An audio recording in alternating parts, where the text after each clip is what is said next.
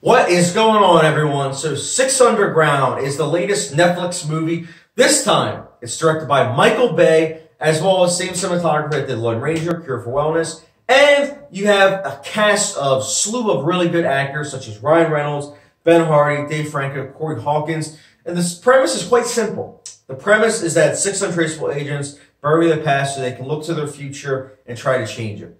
This is a movie that I wasn't quite sure going into it if I was going to be excited or anticipating it, simply because it's a Michael Bay movie.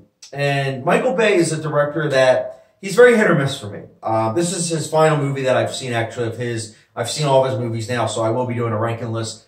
Stay tuned for that. But anyways, Michael Bay, yeah, he's just hit or miss. Like, there's some things about him that I'm like, cool. And then there's a lot of other things where I'm like, no. And I was curious about this movie if he had, like, matured as a filmmaker.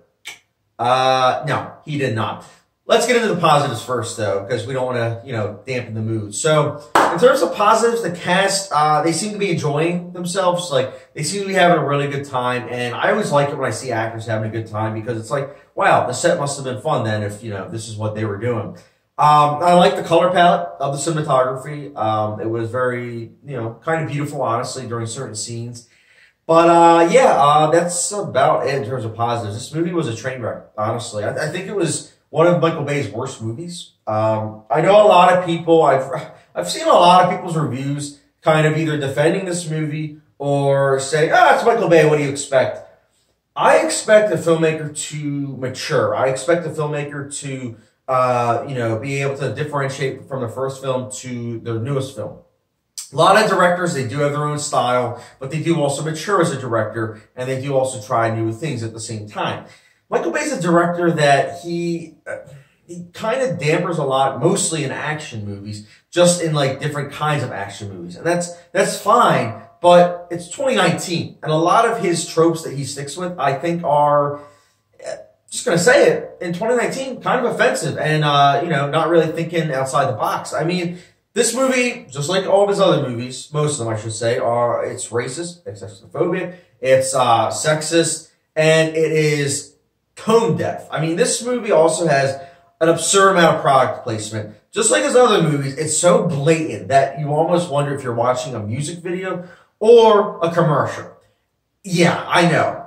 Let me explain further, though. It's not just even his style of doing that. It's simply the fact the way that he edited and shot this movie also makes you feel like that. I mean, watching this movie, like the editing, it's like the director literally got two pots of hands, like bang, bang, bang, bang, bang, bang. And it's like, I don't know about you guys, but like, I'm not the biggest fan of New Year's Eve in terms of like, just banging pots and it's like 5 minutes. Like, okay, I get it. It's a new year, new me. But it's like, when you're watching a 2-hour and 8-minute movie where that's what the director's doing, it gets annoying. Like, could you imagine me doing this for 10 minutes?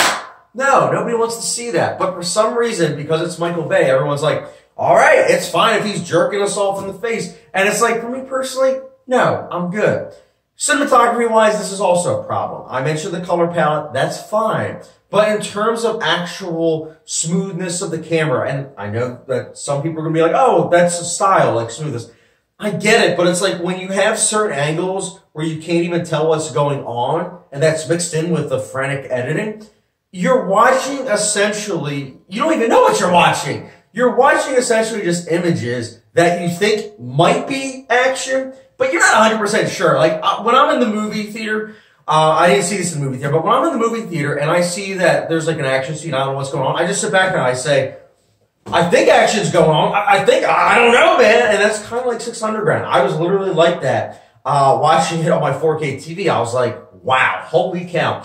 And we haven't even gotten into the storytelling and the structure of that. Let's get into that. So the storytelling is very reminiscent of Suicide Squad. You have a bunch of, miscasts, which I know a lot of other films have been like that as well. But this movie literally does the Suicide Squad storytelling. It has it where you'll see a character, it will freeze frame, and then you'll have a bunch of exposition dialogue about what that character's like personality is, an explanation about him and how he plays into the story.